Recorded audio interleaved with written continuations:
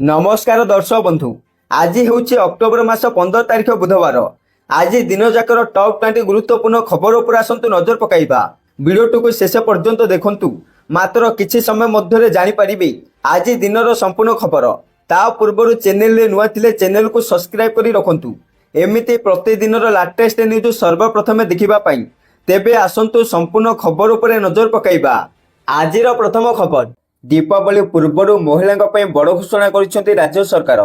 राज्यर महिला को आहरी आत्मनिर्भरशील करने सरकार आत्मनिर्भर महिला सुभावक बा आम सुभावक योजना आरंभ करने को जाउछंती।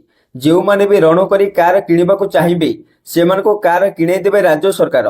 प्रत्येक महिला को मिलिबो 10 लाख टंका पर्यंत सुधमुक्त ऋण। 4 वर्ष रे 1100 महिला को कार किणी टैक्स भावे व्यवहार करने को ऋण जोगाई देबे सरकार। जहाँ फल महिला को सुध बाबद को टेंशन नेबाको पड़िबनी। बैंक प्रति महिला को 10 लाख टंका जाए ऋण जोगाई दिया। ऋणर किस्ती महिला माने 5 वर्ष सुझिबे एवं राज्य सरकार वार्षिक 11% हार में सुध सुझिबे। वाणिज्य और परिवहन विभाग ने योजना को अनुमोदन देइछन्ती राज्य सरकार। आसंता 23 तारिख में मुख्य शासन सचिव अध्यक्षतार बसिब बैठक। परवर्ती खबर।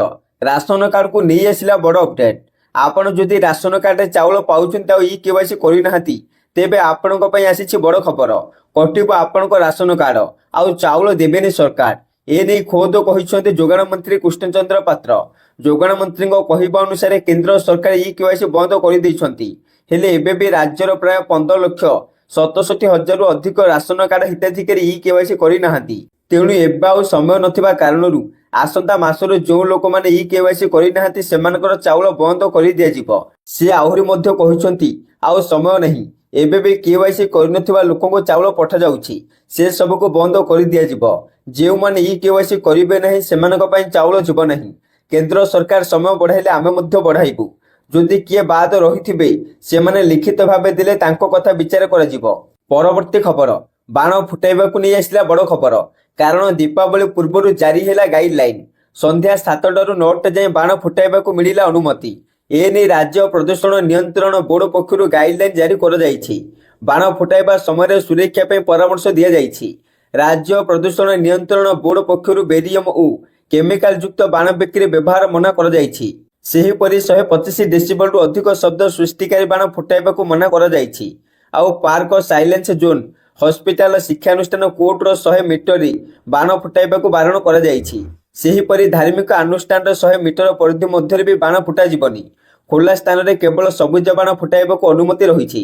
एथि सहित बस्ती सह रास्ता और जनगहलीपूर्ण स्थान में बाण फुटाइबाकू बारण कर जाइछि। 10 वर्षर कम बयसर पिलांको शब्दयुक्त बारण देबाकू मना कर जाइछि। एही नियम गुड़िक न मानिले 2000 टंका जरिमाना देबाकू हेबो। परवर्ती खबर। श्रीमंदिर भितर को पुलिस कर्मचारी किंबा सेवायत नहीं पारिबे नहीं मोबाइल। सेपटे श्रीमंदिर को संपूर्ण भावे बारण हेबो मोबाइल फोन। कौन से पुलिस कर्मचारी किंबा सेवायत मंदिर भितर को मोबाइल नहीं पारिबे नहीं। आगु वाकी टकी व्यवस्था हेबो बोली कहिसंती सुरक्षा सब कमिटी मुख्य।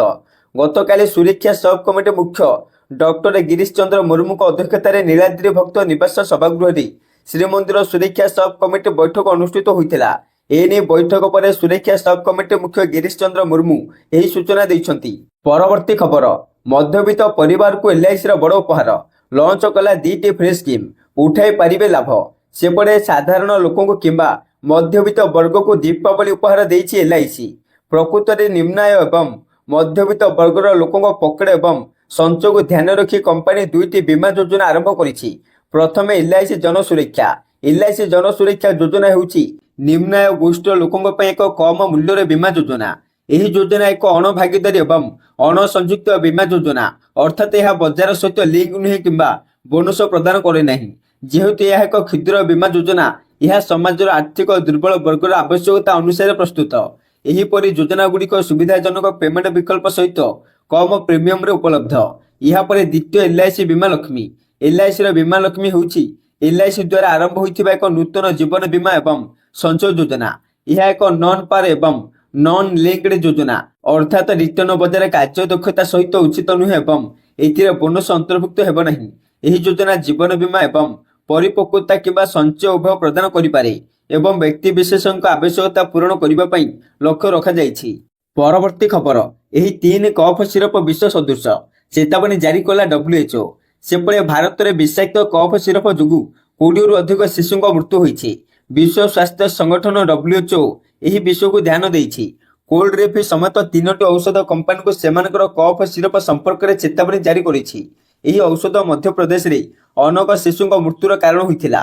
ଯଦି ଏହି କଫ୍ ସିରପ ଗୁଡ଼ିକ କୌଣସି ସ୍ଥାନରେ ଦେଖାଯାଏ ତେବେ ତୁରନ୍ତ ରିପୋର୍ଟ କରିବାକୁ WHO ଅନୁରୋଧ କରିଛି।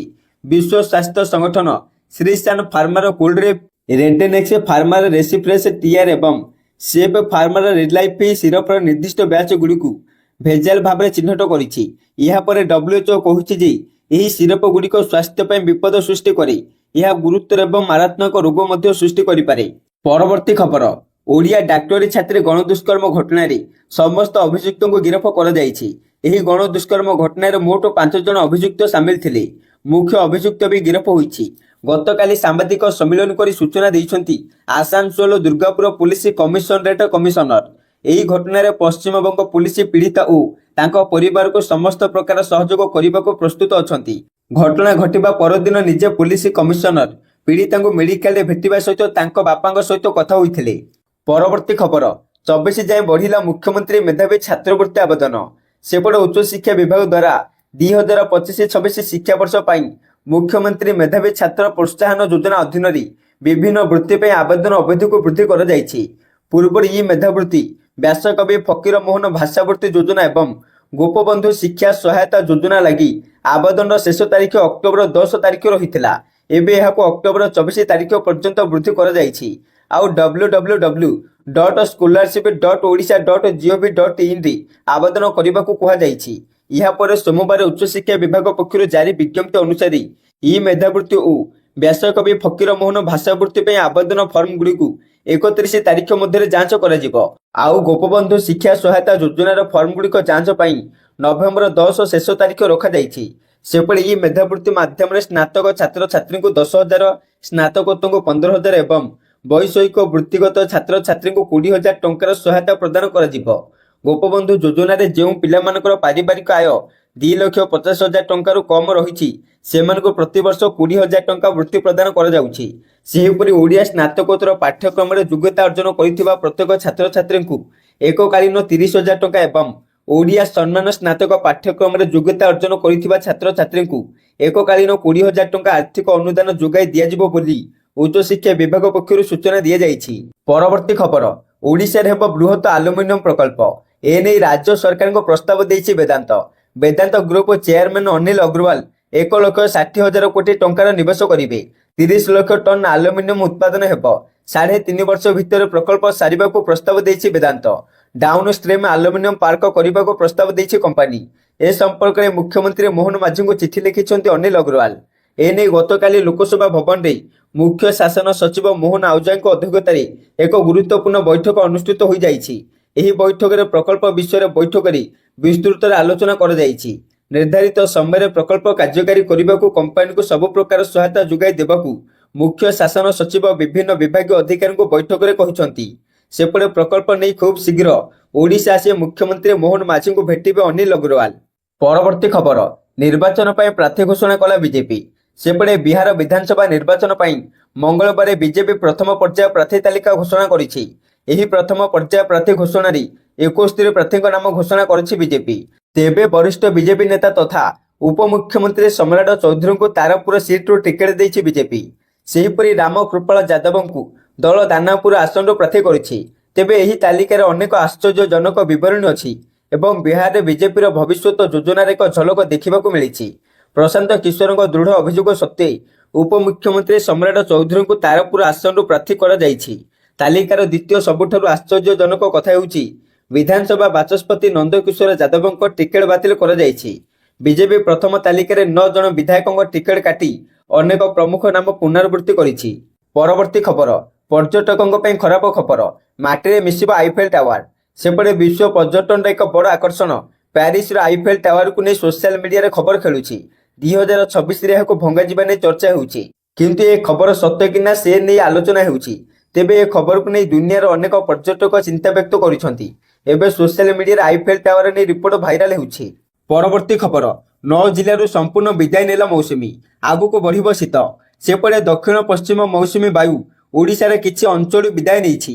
24 ଘଣ୍ଟା ମଧ୍ୟରେ 9 ଜିଲ୍ଲାରୁ ସମ୍ପୂର୍ଣ୍ଣ ବିଦାୟ ନେଲା ମୌସୁମୀ। ମୟୂରଭଞ୍ଜ, ଦେବଗଡ଼, କେନ୍ଦୁଝର, ବାଲେଶ୍ୱର, ସୁନ୍ଦରଗଡ଼, ଝାରସୁଗୁଡ଼ା, ସମ୍ବଲପୁର, ସୋନପୁର, ବରଗଡ଼ ଜିଲ୍ଲାରୁ ସମ୍ପୂର୍ଣ୍ଣ ବିଦାୟ ନେଇଛି ମୌସୁମୀ। ସେହିପରି 7 ଜିଲ୍ଲାରୁ ଅଧିକାଂଶ ସ୍ଥାନରୁ ବିଦାୟ ନେଇଛି ମୌସୁମୀ। ବୌଦ୍ଧ, ଯାଜପୁର, ଭଦ୍ରକ, ଢେଙ୍କାନାଳ, ଅନୁଗୁଳ, ବଲାଙ୍ଗୀର, ନୂଆପଡ଼ାର କିଛି ସ୍ଥାନରୁ ଲେଉଟାଣି ନେଇଥିଲା ବେଳେ ଆସନ୍ତା 24 ଘଣ୍ଟା ମଧ୍ୟରେ ସମ୍ପୂର୍ଣ୍ଣ ବିଦାୟ ନେବ। ଅନ୍ୟ 14 ଜିଲ୍ଲାରୁ ଆଦୌ ମୌସୁମୀ ଅପସାରଣ ହୋଇନାହିଁ। ପାଗ ଅନୁକୂଳ ଅଛି, 24 ଘଣ୍ଟାରେ ବିଦାୟ ନେବ। ରାଜ୍ୟର ଆଗାମୀ 3 ଦିନ ପର୍ଯ୍ୟନ୍ତ ବିଭିନ୍ନ ଜିଲ୍ଲାରେ ହାଲୁକାରୁ ମଧ୍ୟମ ଧରଣର ବର୍ଷା ହେବା ନେଇ ସତର୍କତା ଜାରି କରିଛି ବିଭାଗ। ରାଜ୍ୟର ଅଧିକାଂଶ ଜିଲ୍ଲାରେ ଏବେ ହାଲୁକାରୁ ଥଣ୍ଡା ଅନୁଭୂତ ହେଲାଣି।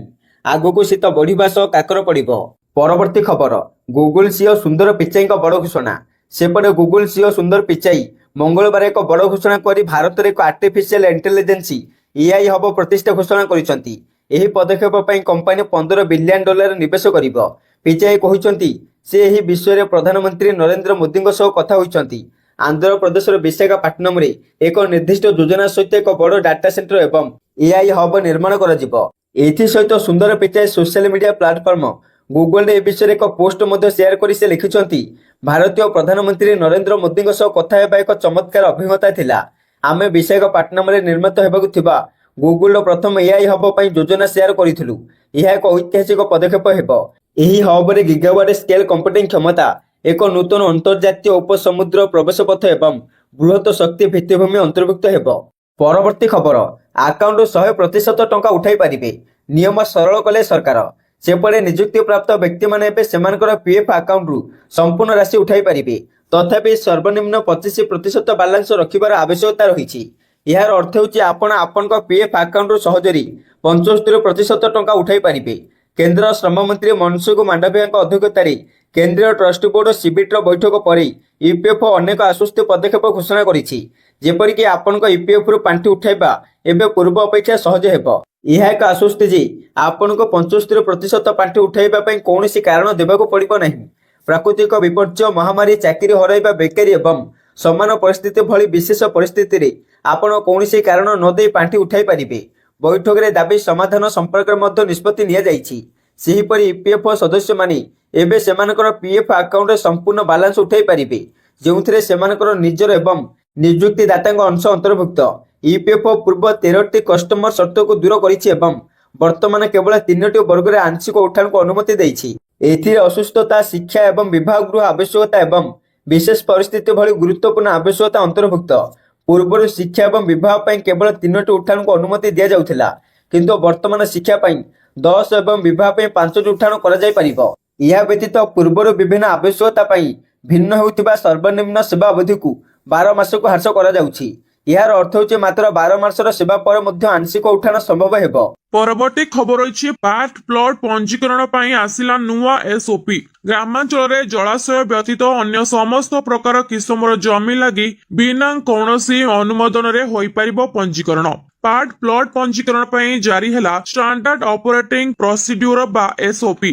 ରାଜସ୍ୱ ଓ ବିପର୍ଯ୍ୟୟ ପରିଚାଳନା ବିଭାଗ ପକ୍ଷରୁ ଜାରି ହୋଇଛି ଏସ୍ଓପି। ଜମି ବିକ୍ରିର ସରଳୀକରଣ ହୋଇଛି। ଗ୍ରାମାଞ୍ଚଳରେ ଜଳାଶୟ ବ୍ୟତୀତ ଅନ୍ୟ ସମସ୍ତ ପ୍ରକାର କିସମର ଜମି ଲାଗି ବିନା କୌଣସି ଅନୁମୋଦନରେ ହୋଇପାରିବ ପାର୍ଟ ପ୍ଲଟ ପଞ୍ଜୀକରଣ। ଜଳାଶୟ କିସମ ଜମି କ୍ଷେତ୍ରରେ ପାର୍ଟ ପ୍ଲଟ ନୁହେଁ, ସମ୍ପୂର୍ଣ୍ଣ ପ୍ଲଟର ପଞ୍ଜୀକରଣ ସମ୍ଭବପର ହୋଇପାରିବ। ଟାଉନ ପ୍ଲାନିଂ ଅଥରିଟି ଅଧୀନରେ ଆସୁଥିବା ଅଞ୍ଚଳରେ ଅଥରିଟିର ବିନା ଲିଖିତ ଅନୁମତିରେ ହୋଇପାରିବନି ପାର୍ଟ ପ୍ଲଟ ପଞ୍ଜୀକରଣ, କିନ୍ତୁ ବଂଶାନୁକ୍ରମିକ ପାରିବାରିକ ଜମି କ୍ଷେତ୍ରରେ ବିନା ଅନୁମୋଦନରେ ପାର୍ଟ ପ୍ଲଟ ପଞ୍ଜୀକରଣ ହୋଇପାରିବ। ସେହିପରି ଏକ ବଡ଼ ପ୍ଲଟରୁ ଗୋଟିଏ ଥର ପାଇଁ 500 ବର୍ଗମିଟରରୁ କମ୍ ପରିମାଣର ପାର୍ଟ ପ୍ଲଟ ପଞ୍ଜୀକରଣକୁ ଅନୁମତି ମିଳିବ। ତେବେ ସେହି ଜମି ରିଅଲ ଇଷ୍ଟେଟ୍ ଉଦ୍ଦେଶ୍ୟର ବ୍ୟବହାର ହୋଇପାରିବ ନାହିଁ। ସେହିପରି ଚାଷ ଜମି କ୍ଷେତ୍ରରେ ପାର୍ଟ ପ୍ଲଟ ପଞ୍ଜୀକରଣ ସମ୍ଭବପର, କିନ୍ତୁ ପାର୍ଟ ପ୍ଲଟ କେବଳ ଚାଷ ଉଦ୍ଦେଶ୍ୟରେ ବ୍ୟବହାର ହୋଇପାରିବ। ଅନ୍ୟପକ୍ଷରେ ଜମି ପଞ୍ଜୀକରଣ ସମୟରେ ସବୁ ଜମିର ସବିଶେଷ ବିବରଣୀ ଯଥା ପ୍ରକୃତ ମ୍ୟାପ, ଜମି ସୀମା ଓ ଘୋଷଣାପତ୍ର ଜରୁରୀ। ଏହାର ଯାଞ୍ଚ ପରେ ଜମି ପଞ୍ଜୀକରଣ କରିବେ। ପରବର୍ତ୍ତୀ ଖବର ରହିଛି 8 ପେ କମିଶନ ସାଲାରୀ। ଅଷ୍ଟମ ବେତନ ଲାଗୁ ପରେ କେତେ ବଢିବ ବାର୍ଷିକ ଦରମା? ଡିଏ ଏବଂ HR ବୁଝି ନିଅନ୍ତୁ ଗଣିତ। ଅଷ୍ଟମ ବେତନ କମିଶନ ବିଷୟରେ ନିରନ୍ତର କଳ୍ପନା ଜଳ୍ପନା ଚାଲିଛି, କିନ୍ତୁ ଗୋଟିଏ କଥା ସ୍ପଷ୍ଟ, ଯଦିଓ ଏହାକୁ ସମ୍ପୂର୍ଣ୍ଣ କାର୍ଯ୍ୟକାରୀ ହେବାକୁ 2027 ପର୍ଯ୍ୟନ୍ତ ସମୟ ଲାଗିପାରେ, ଏହାର ଲାଭ 1 ଜାନୁଆରୀ 2026ରୁ ଯୋଡ଼ାଯିବ। ଏହି ପରିମାଣ 50 ଲକ୍ଷରୁ ଅଧିକ କେନ୍ଦ୍ରୀୟ କର୍ମଚାରୀ ଏବଂ ପ୍ରାୟ 6.5 ଲକ୍ଷ ପେନସନ ଭୋଗୀଙ୍କୁ ବକେୟା ଭାବରେ ଦିଆଯିବ। ଆଉ ଏକ ଗୁରୁତ୍ୱପୂର୍ଣ୍ଣ ବିଚାର ଫିଟମେଣ୍ଟ ଫ୍ୟାକ୍ଟର ଫର୍ମୁଲା ସହିତ ଜଡ଼ିତ। ଫିଟମେଣ୍ଟ ଫ୍ୟାକ୍ଟର ନୂତନ ମୌଳିକ ଦରମା ନିର୍ଣ୍ଣୟ କରିବା ପାଇଁ କର୍ମଚାରୀଙ୍କ ବର୍ତ୍ତମାନର ମୌଳିକ ଦରମାକୁ ଗୁଣନ କରିବା ପାଇଁ ବ୍ୟବହୃତ ଗୁଣକକୁ ବୁଝାଏ।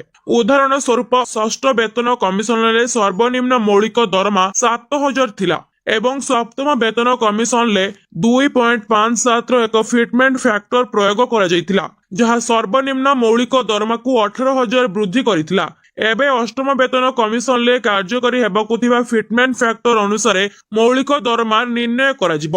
ପରବର୍ତ୍ତୀ ଖବର ରହିଛି, ଅମିତାଭ ବଚ୍ଚନଙ୍କୁ କରିଥିଲେ ଅସମ୍ମାନ, ଏବେ ସୋସିଆଲ ମିଡିଆରେ ପଡୁଛି ଗାଳି। ଟ୍ୱିଟ୍ କରି ବିଗ୍ ବି କହିଲେ ଏମିତି, 2000 ମସିହାରୁ ଆଜି ପର୍ଯ୍ୟନ୍ତ ଦୀର୍ଘ 25 ବର୍ଷ ଧରି ଦର୍ଶକଙ୍କ ମନୋରଞ୍ଜନ କରି ଆସୁଥିବା ରିଆଲିଟି ଶୋ କୌନ ବନେଗା କରୋଡ଼ପତି ପ୍ରାୟତଃ ସମସ୍ତଙ୍କର ପସନ୍ଦ। ଶୋରେ କେହି ଅଧିକ ଟଙ୍କା ଜିତିଲେ ହେଉ କି କୌଣସି ତାରକା ଆସିଲେ ସବୁବେଳେ ଚର୍ଚ୍ଚାର ଶିରୋନାମାରେ ଆସିଥାନ୍ତି, କିନ୍ତୁ ବର୍ତ୍ତମାନ ସୋସିଆଲ ମିଡିଆରେ ଆରମ୍ଭ କରି ଗଣମାଧ୍ୟମ ପର୍ଯ୍ୟନ୍ତ ସବୁଠି ଜଣେ ପଞ୍ଚମ ଶ୍ରେଣୀର ଛାତ୍ରଙ୍କୁ ନେଇ ଚର୍ଚ୍ଚା। ଏହି କୁନି ପିଲାଟି କୌନ ବନେଗା କରୋଡ଼ପତିରେ ଭାଗ ନେଇଥିଲେ ମଧ୍ୟ ଜିତି ପାରି ନଥିଲେ, ତଥାପି ତାଙ୍କ ନାଁ ଏବେ ଚର୍ଚ୍ଚାରେ। ଗୁଜରାଟ ଗାନ୍ଧୀନଗରର ପଞ୍ଚମ ଶ୍ରେଣୀର ଛାତ୍ର ଇଶିତ ଭଟ୍ଟ କୌନ ବନେଗା କରୋଡ଼ପତିକୁ ଆସିଥିଲେ, କିନ୍ତୁ ତାଙ୍କ ଆଚରଣ ପାଇଁ ସୋସିଆଲ ମିଡିଆରେ ସେ ଟ୍ରୋଲିଂର ସମ୍ମୁଖୀନ ହେଉଛନ୍ତି। ଅମିତାଭ ବଚ୍ଚନଙ୍କ ଦ୍ୱାରା ଆୟୋଜିତ ଶୋରେ ତାଙ୍କର ଓଭର କନଫିଡେନ୍ସ ଏବଂ ବ୍ୟବହାର ଦର୍ଶକଙ୍କୁ ଭଲ ଲାଗିନଥିଲା। ବିଗ୍ ବିଙ୍କ ପ୍ରତି ତାଙ୍କର ଆଚରଣ ମଧ୍ୟ ଦର୍ଶକଙ୍କୁ କ୍ରୋଧିତ କରିଛି। ପରବର୍ତ୍ତୀ ଖବର ରହିଛି, ଦୀପାବଳି ପୂର୍ବରୁ ଜନତାଙ୍କୁ 440 ଭୋଲ୍ଟର ଝଟକା, 6 ଗୁଣ ବଢିଲା ନୂଆ ବିଦ୍ୟୁତ କନେକ୍ସନ ଦର। ଦୀପାବଳି ପୂର୍ବରୁ ବିଦ୍ୟୁତ ବିଭାଗର ଏକ ମନମୁଖୀ ନିଷ୍ପତ୍ତି ହଜାର ହଜାର ଗରିବ ପରିବାରକୁ ଅନ୍ଧାରରେ ଠେଲି ଦେଇଛି। ନୂତନ ବିଦ୍ୟୁତ ସଂଯୋଗ ସହିତ ଏକ ସ୍ମାର୍ଟ ପ୍ରିପେଡ୍ ମିଟର ପାଇଁ ବିଭାଗ 6,016 ଜମା କରିବାକୁ ବାଧ୍ୟତାମୂଳକ କରିଛି। ଏହି ମିଟର ଗୁଡ଼ିକୁ କେନ୍ଦ୍ର ସରକାରଙ୍କର RDSS ଯୋଜନା ଅଧୀନରେ ମାଗଣାରେ ସ୍ଥାପନ କରିବାକୁ ବାଧ୍ୟତାମୂଳକ କରାଯାଇଛି। ଏହା ସତ୍ତ୍ୱେ ବିଦ୍ୟୁତ ନିୟାମକ ଆୟୋଗର ଅନୁମତି ବିନା ଉତ୍ତର ପ୍ରଦେଶରେ ଏହି ନିୟମ ଲାଗୁ କରାଯାଇଛି। ଫଳସ୍ୱରୂପ ଗରିବ ମଧ୍ୟବିତ୍ତ ଏବଂ ପରିବାରମାନେ ଏବେ ଇଚ୍ଛା କଲେ ମଧ୍ୟ ବିଦ୍ୟୁତ ସଂଯୋଗ ପାଇପାରିବେ ନାହିଁ। ଉତ୍ତର ପ୍ରଦେଶ ଉପଭୋକ୍ତା ପରିଷଦର ସଭାପତି ଅବଦେଶ ବର୍ମା ଏହାକୁ ଗରିବଙ୍କ ପ୍ରତି ସିଧାସଳଖ ଅନ୍ୟାୟ ବୋଲି କହିଛନ୍ତି। ଅବଦେଶ ବର୍ମାଙ୍କ ଅନୁଯାୟୀ ନିୟାମକ ଆୟୋଗର ଅନୁମୋଦନ ବିନା ଶକ୍ତି ବିଭାଗ ମିଟର ଫିର 6 ଗୁଣ ଆଦାୟ କରୁଛି। ଏହା ସମ୍ପୂର୍ଣ୍ଣ ବେଆଇନ ଏବଂ ଏହାକୁ ତୁରନ୍ତ ବନ୍ଦ କରାଯିବା ଉଚିତ। ପରବର୍ତ୍ତୀ ଖବର ଅଛି, ଦୀପାବଳି ପୂର୍ବରୁ ଟେନସନ ଦେଲାଣି ସୁନା ଦର, ଦାମ 1.25 ଲକ୍ଷ ପାର। ଜାଣନ୍ତୁ ଆପଣଙ୍କ ସହରରେ ଆଜି କେତେ ରହିଛି ରେଟ୍। କ୍ଷତିର ଋତୁ ମଧ୍ୟରେ ସପ୍ତାହର ଦ୍ୱିତୀୟ ବାଣିଜ୍ୟ ଦିନରେ ସୁନାର ଚମକ ଆହୁରି ବୃଦ୍ଧି ପାଇଛି। ଆଜି ଘରୋଇ ଫ୍ୟୁଚର୍ସ ବଜାରରେ ସୁନା ମୂଲ୍ୟ ଅଧିକ ଖୋଲିଛି। ସକାଳ ପ୍ରାୟ 10:40ରେ ମଲ୍ଟି କମୋଡିଟି ଏକ୍ସଚେଞ୍ଜରେ ଡିସେମ୍ବର 5 ତାରିଖର ଅବଧି ସହିତ ସୁନା ଫ୍ୟୁଚର୍ସ ପ୍ରତି 10 ଗ୍ରାମ ପ୍ରତି 1,26,731 ଟଙ୍କାରେ କାରବାର ହେଉଥିଲା। MCX ସୁନା 1412 ଟଙ୍କା ବୃଦ୍ଧି ପାଇ 1,26,041 ଟଙ୍କାରେ ଖୋଲିଥିଲା ଏବଂ ପ୍ରାରମ୍ଭିକ କାରବାରରେ 1,26,900ରେ ପହଞ୍ଚିଥିଲା। ସୋମବାର ଦିନ MCX ରେ ସୁନା ମୂଲ୍ୟ ପ୍ରତି 10 ଗ୍ରାମ ପିଛା 1,24,629 ଟଙ୍କାରେ ବନ୍ଦ ହୋଇଥିଲା। ସୁନା ସହିତ ରୂପାରେ ମଧ୍ୟ ଏକ ଗୁରୁତ୍ୱପୂର୍ଣ୍ଣ ବୃଦ୍ଧି ପରିଲକ୍ଷିତ ହେଉଛି। ଦର୍ଶକ ବନ୍ଧୁ, ଭିଡିଓଟି ଭଲ ଲାଗୁଥିଲେ ଭିଡିଓ ଗୋଟେ ଲାଇକ୍ କରିବା ସହିତ ଚ୍ୟାନେଲକୁ ସବସ୍କ୍ରାଇବ କରିବେ, ଏମିତି ସବୁଦିନର ନୂଆ ନୂଆ ଖବର ଜାଣିବା ପାଇଁ। ଆଜି ପାଇଁ ଏତିକି, ରହୁଛି କାଲି।